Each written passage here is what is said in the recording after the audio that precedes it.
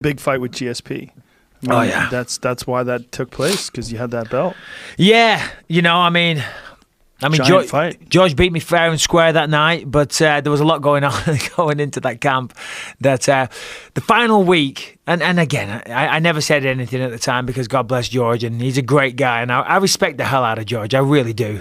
How can you not? You know, I mean, I know I talked all that shit leading into the fight, but that was just me having a laugh. You know, I was literally having fun with it. You know, I had no ill will towards George. It seemed like you were enjoying it. Yeah, I was just having fun, just busting balls. You know what I mean? I think George is incredible. I think George is the consummate professional. He's an inspiration to all aspiring martial artists out there. If there's one man you can model your career on, the way he trains, the way he looks after his body, the way he cross-trains, George St. Pierre would be that man, you know. He's an inspiration to myself, you know. So nothing but the greatest of respect. But people, as we said at the start of the show, that doesn't sell. People don't want to see that. People don't want to see that. Right. So I'll play the bad guy.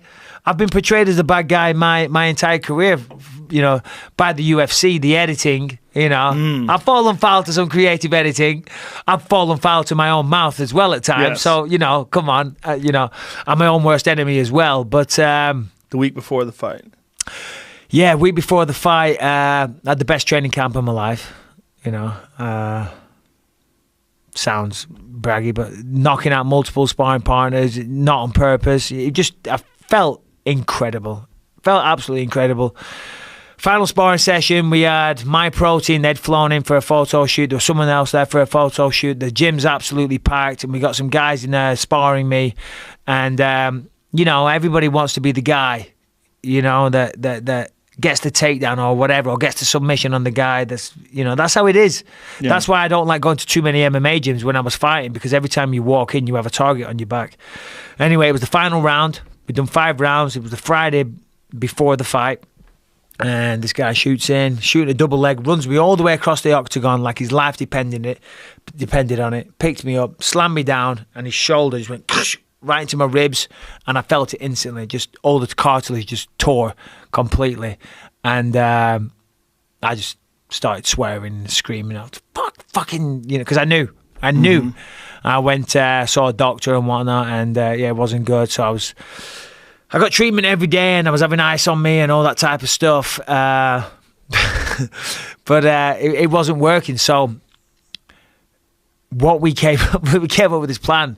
I was going to inject myself with lidocaine before the fight because it will numb you. But the problem is the area where it was you can pierce a lung.